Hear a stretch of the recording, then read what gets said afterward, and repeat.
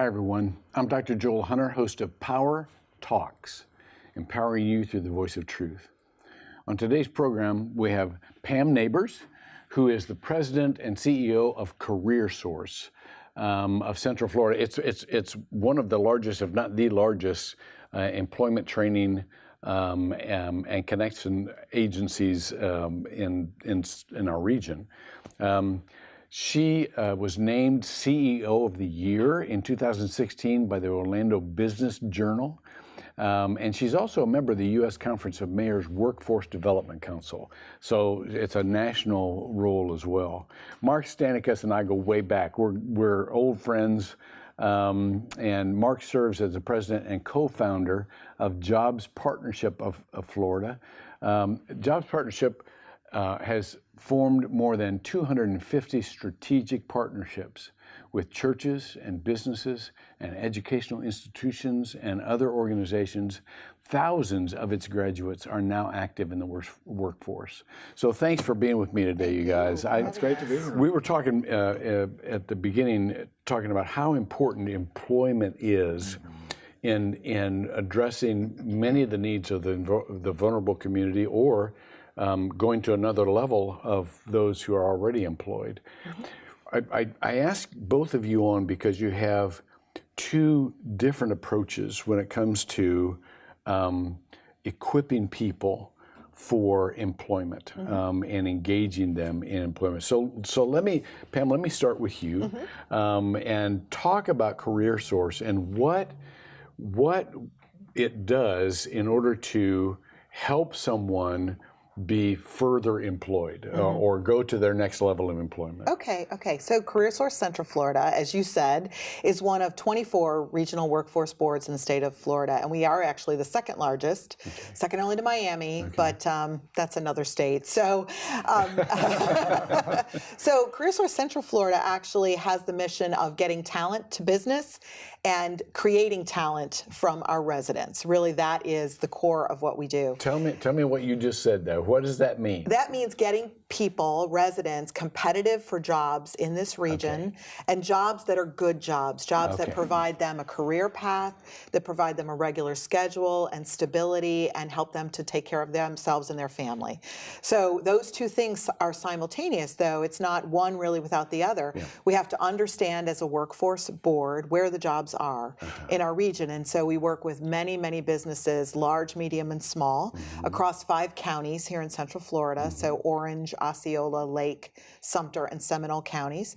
And we have actually physical career centers where anyone, working or not, in Central Florida can come in and get a basic level of employment service. So you need to create a resume, you need to understand where to go look for a job, you need to access online and digital resources to get that job, and you perhaps maybe need to find out about upskilling or training for jobs. That's all part of the CareerSource Central Florida system.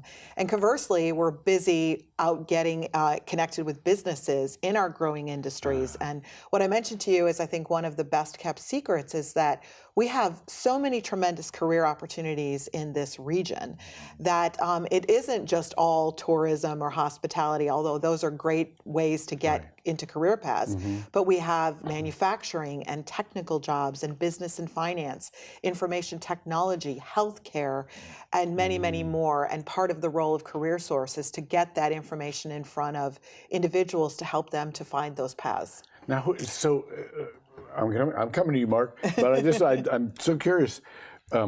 So somebody physically comes in? Do they go online? Yes and yes. Okay, all right. So, so we actually have physical career centers. They're called CareerSource Central Florida. There's one here in Sanford in Seminole County. And so if a person wants to go in 8 to 5 during the week, they could actually talk and sit down with a career consultant and figure out where they best can get connected into a career or a pathway.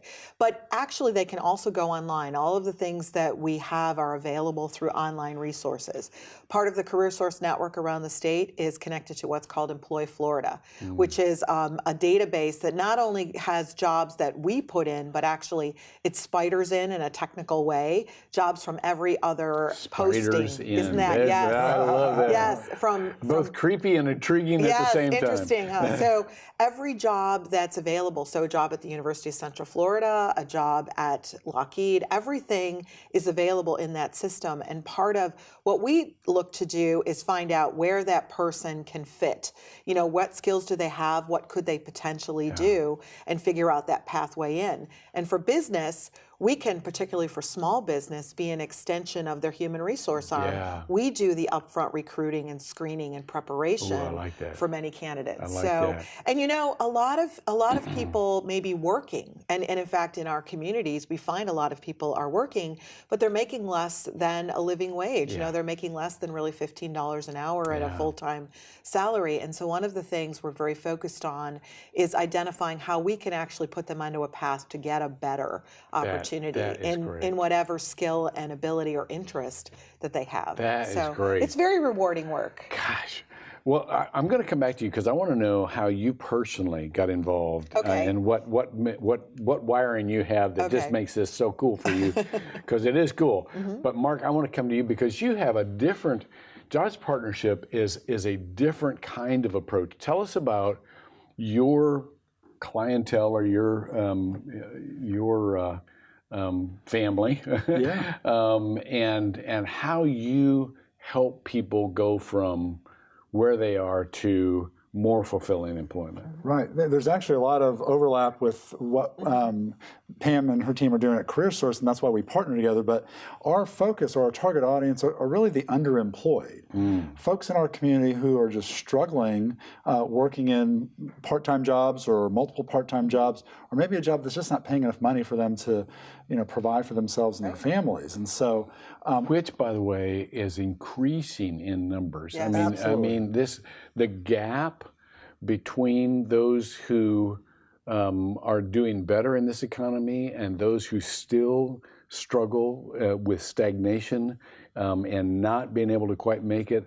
The stats, especially in our region, in our service sector economy, is difficult. Yeah, so it's huge, yeah.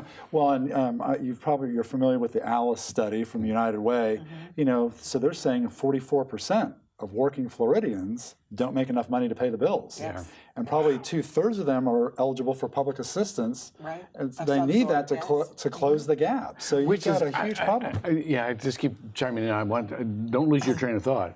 But everybody sees the unemployment rate at 3 point something or other, and you think, well, problem solved. Right. The problem is not solved because We have an underemployment problem. Yes, Yeah, absolutely. and we believe, and what we've seen in the 20 years that we've been operating is that, and Pam referenced it, is there's a lack of knowledge. Right. They don't understand what the opportunities are, what the resources are to pursue employment that's a good fit for them in sectors where there's strong job growth and lots of career path opportunities. And so it's just a lack of understanding of what's out there. And so that's a big part of what we're doing in our program, our LifeWorks training program, is not only introducing them to some of those opportunities and some of the resources and relationships through our partnerships, but I think another big factor in all of this is that folks coming from backgrounds of really struggling just have some negative attitudes and beliefs about how things work in life, right? Yeah. And they don't know about these different How opportunities. do you address that? Because it's been my experience that many people who are,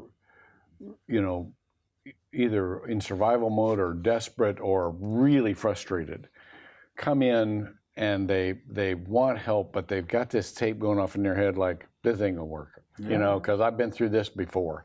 How do you address the discouragement with encouragement that people really need and hope? Well, see, I think that's what makes our program unique, really, here in Central Florida, is that we're really focusing on, it's a soft skills issue from a workforce perspective, how they think, about work and how they think about life.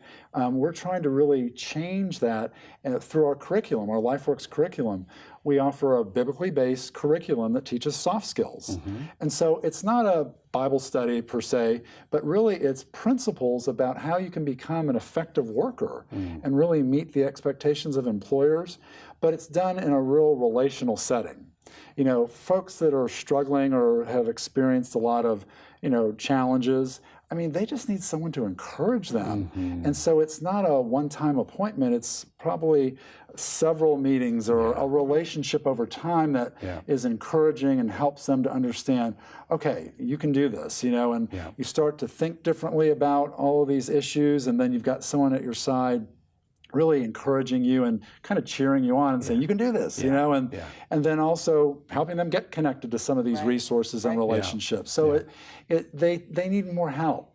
And I think that's a big part of it. So kind of changing some of those negative attitudes and beliefs, and then, partnering up or, having someone to coach you through the process really is a big part of what I think makes our program work really well. Let me come back to you, Pam, because I said before, and when you talk about the kind of personal encouragement that people need, because this is a relational and an emotional challenge as well as a skills-based challenge and an information challenge. But I wanted to ask you, Pam, what made you? We've talked several times, and every time we do, when we talk about what you do, when you talk about what you do, your eyes just light up. You just love this. I mean, you're so glad to be involved in this and have such a passion for it. What led you to this? So I started my career as a career counselor. I was the person who, I worked at Brevard Community College, now Eastern State at the time, and I had finished my master's, and my master's was in human resource or industrial organizational psychology, and so I was really intrigued at what made people be excited about work and how to fit them or best fit them into career opportunities. That really turned me on. Not so much statistics, but that part really turned me on. And so I actually started writing resumes, but doing career counseling and doing career testing with individuals. It was right after the Challenger disaster. I'm dating myself, but that's when it happened. And it really gave me a passion for helping someone you're not really telling them what to do, you're guiding them into them discovering what they like, what they can do, what they can learn. And so as I did that, in my career at Brevard Community College, ended up getting offered a management position with this job training program. I think I told you about this. And I was told, here, and they handed me a law, the Job Training Partnership Act law, right? And oh my, I'm not sure if I'm going to want to do this. But actually, what I realized is at that time, the college was responsible to help people who had been dislocated from the Space Center because of the changes out there to refit back into the economy. And that really got me excited. I really liked that, and I liked the opportunity and the thought that I could manage and create that program. And the rest is history. I ended up going to work for the workforce system in Brevard County, and then spent some time in Hartford, Connecticut in my life and worked there. And what I've found in the workforce community, I've been back in Central Florida, and by the way, I'm not going anywhere. I love Central Florida. We're glad. I love Central Florida, is that the challenges people face are somewhat the same, regardless of where you are in the country.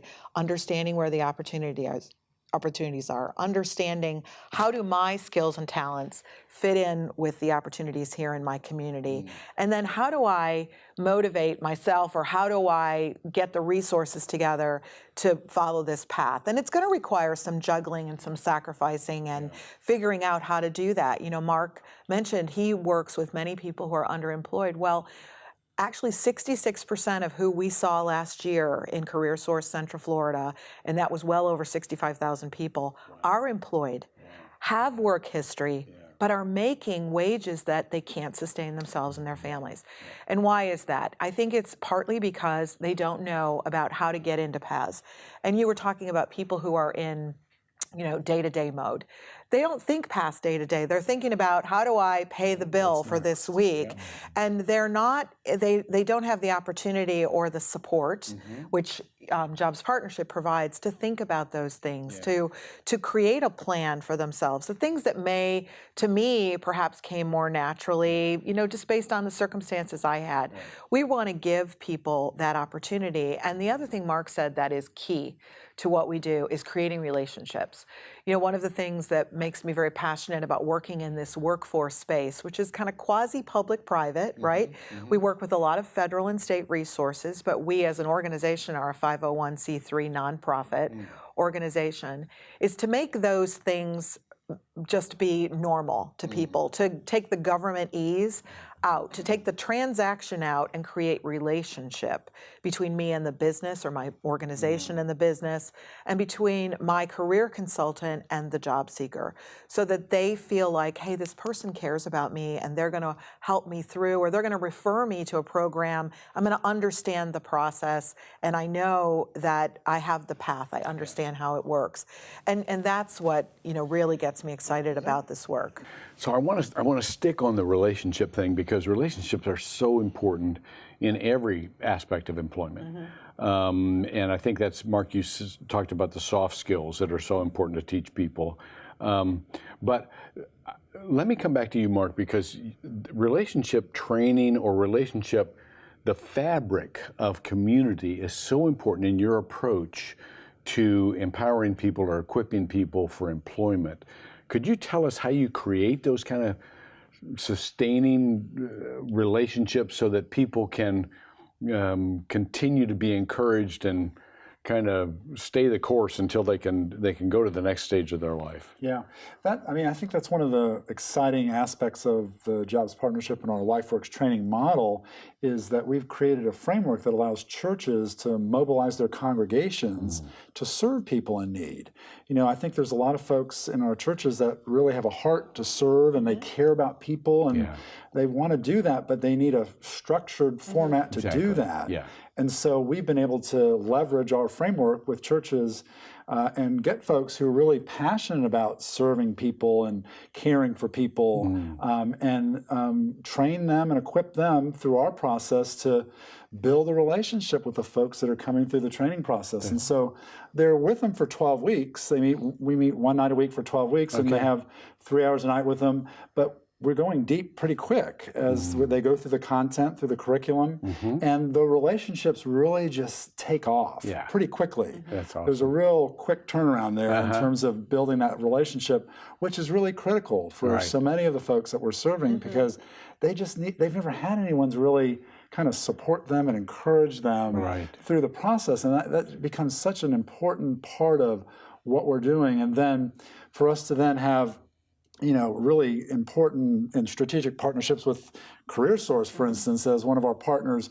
Now there's some resources and some services that are available that just kind of further develop that relationship and extend it. Tell me how those complement each other, because Pam, I'm thinking that CareerSource,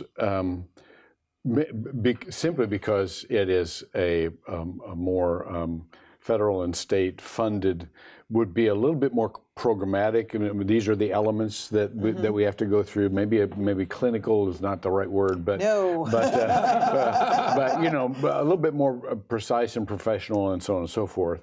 And Mark is the other bookend that says, we pretty much fall in love with each other from the beginning. We're in it to help each other out and be those close relationships that people need. How do these complement? How do these two could they complement each other? Yes, they do actually. So part of what Mark is doing, and I was thinking when you were talking, Mark, you create a cohort of support. Right. So you have caring people who are facilitating, but you're also creating this cohort of caring, right? And people are holding each other up. And think about the experiences we've had in our past in, say, a class or a workshop program, where you create a cohort, you create ownership, and you create that relationship, not just with the mentors, but also among and between each other. And people lift each other up in that response. So what I like is that there are people who, as I said before, no, they may find out there's an opportunity out there, but perhaps they're not ready with where their life is. So they may be working a part-time job, or they're working crazy hours and they're not sure how to balance all of that, or they're working through some difficulty in their family. And so those are the people that the Jobs Partnership are reaching out to help them to reframe their life and navigate towards a better opportunity. So they're bringing to them, here's CareerSource, that when you're ready to go, and we've helped you to figure out how you're going to do training and work at the same time, for example, or maybe you want to take a leap of faith, so to speak, and you want to take a job in an internship that maybe you're making a couple cents less, but after that 12 weeks of an internship, you're going to move into a career, say, in a hospital or in culinary at one of the big lodging industries or companies. And so we're kind of complementing, and so we're really excited because this fall we're actually launching this complementary effort in our West Career Center.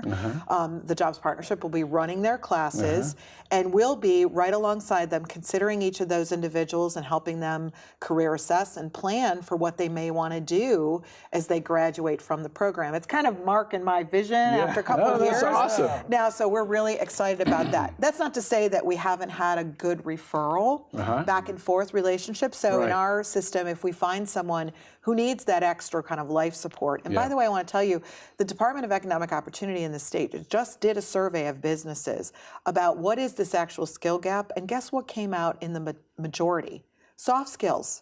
So the things that we were just talking about, the stick-to-itiveness, I'm coming to work on time, I understand I need to, work together with my employer, I need to understand how to work with my coworkers, that kind of work enculturation process. That's what businesses across Thank you, by the way, for telling us what soft skills are. Right, because I'm thinking, I'm wondering how many people know what soft skills are, but that is so important. It is absolutely critical.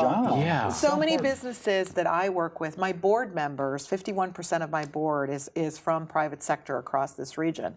And mostly they say, give me someone who is willing to learn, who is willing to put in the time. I'll teach them the technical skill. And this is so true, particularly in what gets me excited about our region is finding this middle skill market. So I was telling Mark, I think I was telling you too, that we are now very strategically looking at how do we identify occupations that are middle skill and middle income. So how do we get people moving in that path where they're 15 and up?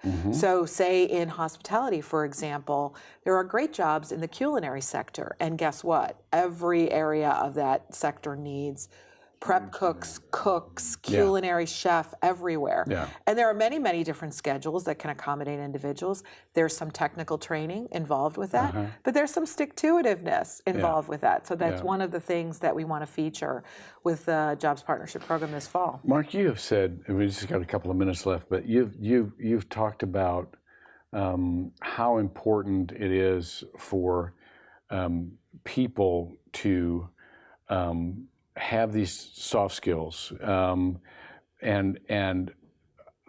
I wonder if part of what people need to understand is that work should be fun. Work should be something that you look forward to, Spend many hours doing Is that something you communicate in the program? Absolutely. I think that's probably one of the foundational components of the life portion of our training, which is the soft skills, these biblically based soft skills. For a lot of people, we've all grown up thinking that work's a curse, right? Adam and Eve messed up in the garden. Now we got to work, toil on the ground all the days of our lives, right? That's right. And what they come to understand through this teaching is that we were all created. God created all of us with gifts and talents that are unique, and they're for a purpose. And when you start using those gifts and talents to work, you're really honoring God with your life, and you're flourishing in work that really is a good fit for you.